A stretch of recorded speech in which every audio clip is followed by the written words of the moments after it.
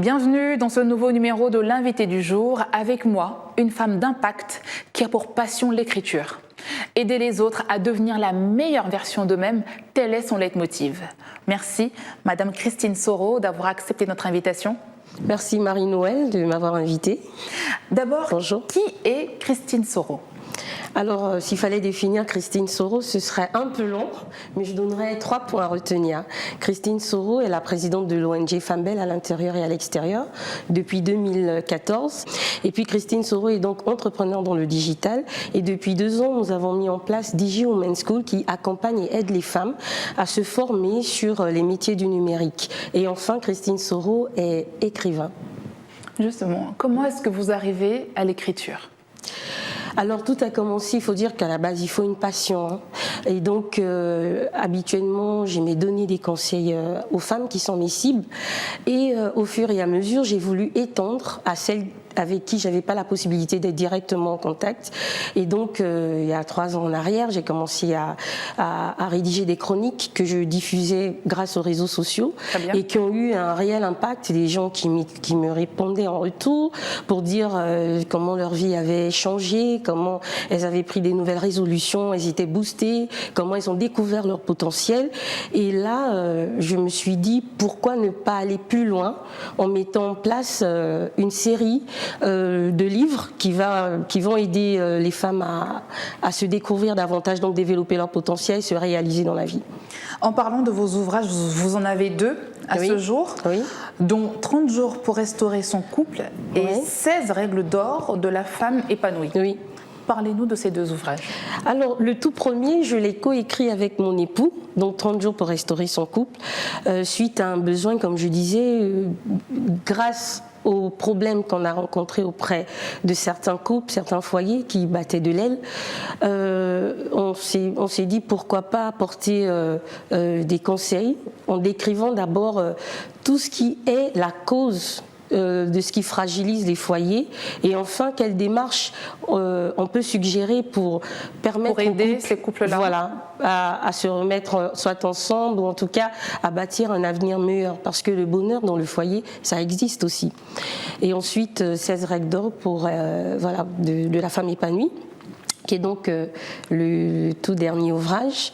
Je l'ai écrit pour apporter un message à la jeune fille et à la femme.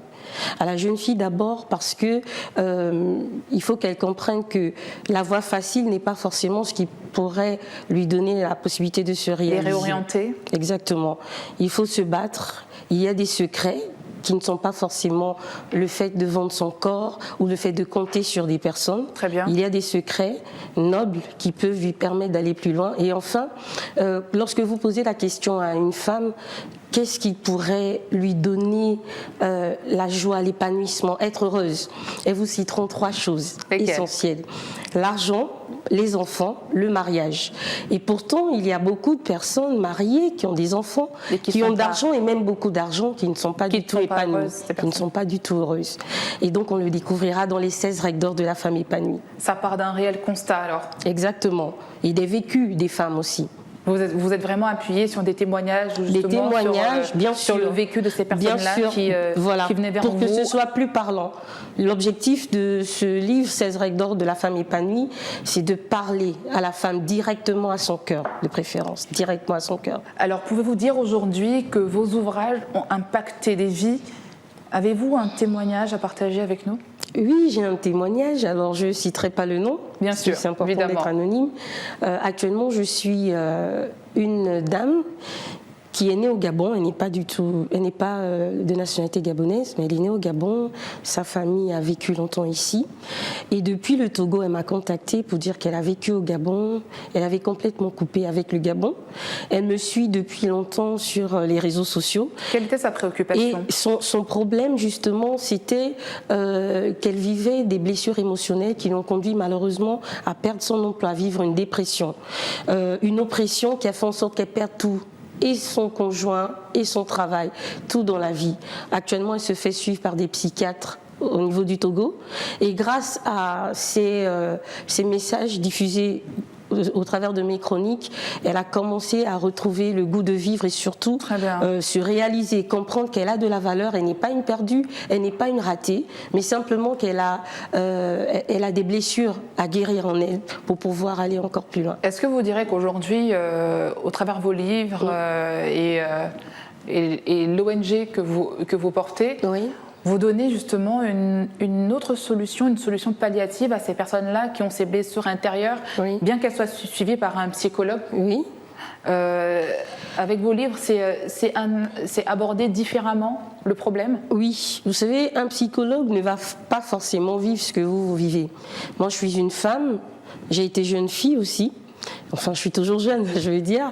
Et j'ai vécu aussi des blessures dans mon enfance, dans ma jeunesse. J'ai été trahie, j'ai été rejetée, j'ai été abusée, peut-être pas sexuellement, mais j'ai vécu ce que ces femmes-là aussi vivent. Donc, elles se reconnaissent un peu en vous? Elles se reconnaissent. Et il y a eu une démarche que je suggère aujourd'hui justement pour se réaliser, pour se retrouver en fait, en quelque sorte. Ouais. C'est ce qui fait votre force?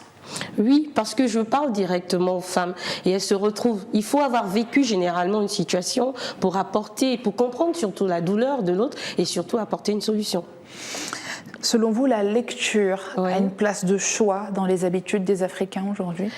Alors, même s'il y a un adage qui dit que lorsque vous voulez cacher les plus grands trésors aux Africains, mettez-les dans les livres, il faut dire qu'il y a quand même une évolution significative de nos jours. Au Gabon, on félicite tous ces auteurs comme Nadia Origo, Honorine Végou et j'en passe, ils sont plusieurs. Donc, et aujourd'hui, 16 règles d'or de la femme épanouie par Christine Soro que je suis. Donc, il y a vraiment une évolution au niveau des écrivains, mais aussi au niveau des lecteurs. De plus en plus, par exemple, lorsqu'on a fait sortir 30 jours pour restaurer son couple, je vous dis, même pas un seul livre n'est resté. Tout est parti. Très bien. La lecture a eu une place de choix aujourd'hui dans les habitudes. Alors ça commence. C'est peut-être un peu faible, mais ça commence. Et je pense que au niveau de la nouvelle génération, c'est peut-être le moment de dresser un plaidoyer envers nos autorités afin de nous encourager. Mais au-delà des autorités, parce que j'aime pas trop compter sur les gens, je pense que nous-mêmes, on peut mettre en place aussi des stratégies pour attirer. Et c'est ce qu'on a fait avec les 16 règles d'or. Très bien. Voilà, qui s'accompagne d'une chanson chantée par Paul Zita. Oh, très bien. Très bien. Ouais. Outre l'écriture et le coaching, vous êtes également à la tête de la Digi Women's School. Les femmes et le digital, c'était une combinaison évidente pour vous? Alors, comme je l'ai dit au tout début, ça fait 10 ans que j'entreprends. Au départ, c'était entreprise informatique, convertie dans la stratégie digitale. Ensuite, présidente de l'ONG Femmes Belles, donc en contact permanent des problèmes que rencontrent les femmes. C'était évident aujourd'hui de créer Digi Women's School, qui est partie d'un constat. Selon des données du PNUD en 2015, la femme effectue 66% du travail mondial, mais ne perçoit que 10% de ses revenus. C'est elle qui fait tout le boulot, comme on le dit souvent, et pourtant elle est perçue jusqu'à présent comme celle qui doit faire les enfants, garder les enfants, cuisiner à la maison, faire les tâches ménagères, etc. Et donc aujourd'hui, au niveau de Digi Women's School, le message, c'est de faire participer la femme au développement durable au travers du numérique.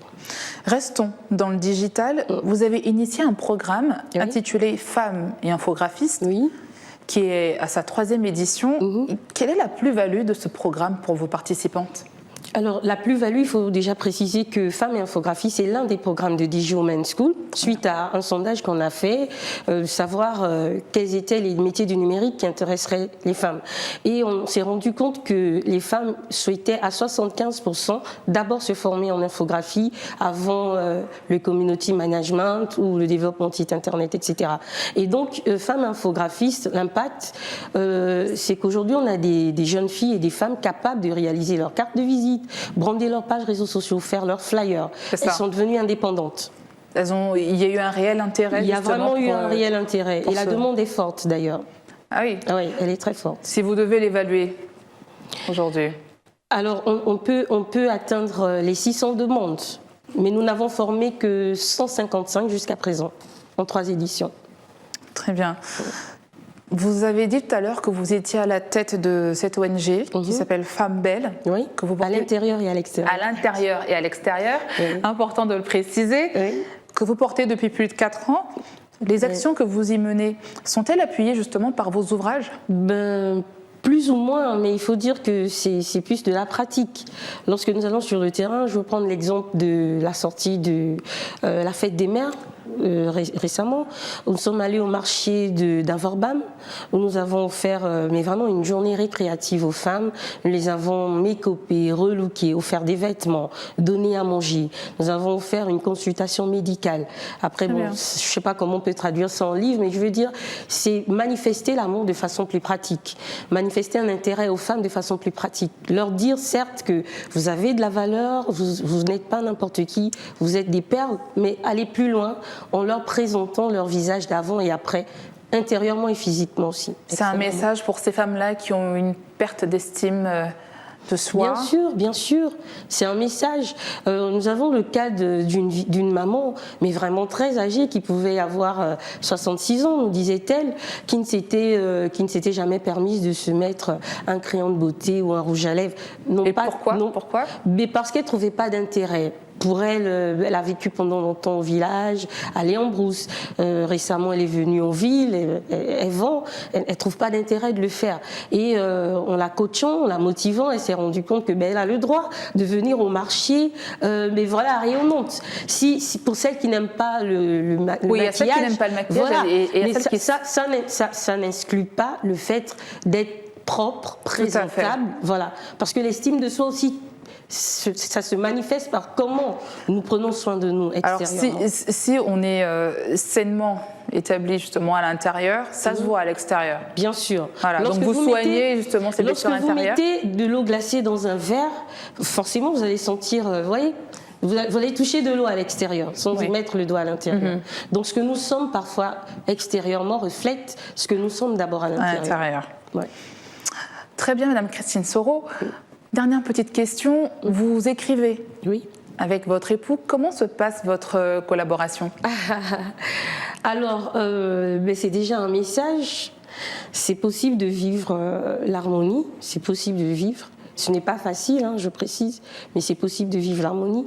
Et c'est grâce à cet équilibre dans le couple qu'on peut aller justement à écrire ensemble. Donc, pour notre cas, comme je disais, c'était le fruit d'un constat, un apport qu'on voulait donner au couple et simplement on a associé nos idées, on a associé notre expérience et voilà, ça produit 30 jours pour restaurer son couple. Tout à fait. Comment ça se passe? Chacun a son couloir, vous êtes complémentaires? Oui, je pense que quand on parle de couple, c'est justement couple, c'est une paire. Et effectivement, il y a la complémentarité. Et je veux dire une chose, vous voyez, ce qui donne la vie aujourd'hui, c'est un homme et une femme. Une femme et une femme ne peuvent pas produire un enfant. Très bien. Donc c'est le fruit de nos différences qui produit en réalité un équilibre. Sauf que plusieurs couples aujourd'hui n'ont pas compris. Lorsqu'on arrive, on a tellement de vide émotionnel qu'on compte sur l'autre pour pouvoir être comblé et pour pouvoir vivre le bonheur. Mais lorsqu'on se rend compte qu'en réalité, les différences des autres, de l'autre, en réalité, est cet apport qui fera un équilibre en moi, on vit un couple épanoui. C'est joliment dit. On ne vous laissera pas partir sans passer par notre épice du jour. Donnez 3 conseils aux femmes que vous suivez, donc celles qui nous regardent. Commençons par faites, donnez et accomplissez. Faites ce qui vous passionne, ce qui brûle en vous. Donnez le meilleur de vous. Dans la médiocrité, on n'arrive pas à grand-chose. C'est dans l'excellence qu'on parvient à atteindre les plus hauts sommets. Et ensuite, le troisième? Accomplissez. Accomplissez vos rêves. Chacun de nous avons des rêves. Accomplissez vos rêves, les femmes. Cela a été un réel plaisir de vous avoir à nos côtés. Nous vous souhaitons un franc succès avec vos ouvrages et votre ONG et votre école. Je vous remercie, Marine. Ce fut un plaisir. Merci, amis téléspectateurs, de nous avoir suivis sur Gabon 24, votre chaîne de l'information en continu. Retrouvez-nous sur nos réseaux sociaux, Facebook, Twitter et en direct sur YouTube. Quant à moi, je vous donne rendez-vous très vite avec un nouvel invité. Bonne suite de programme sur Gabon 24.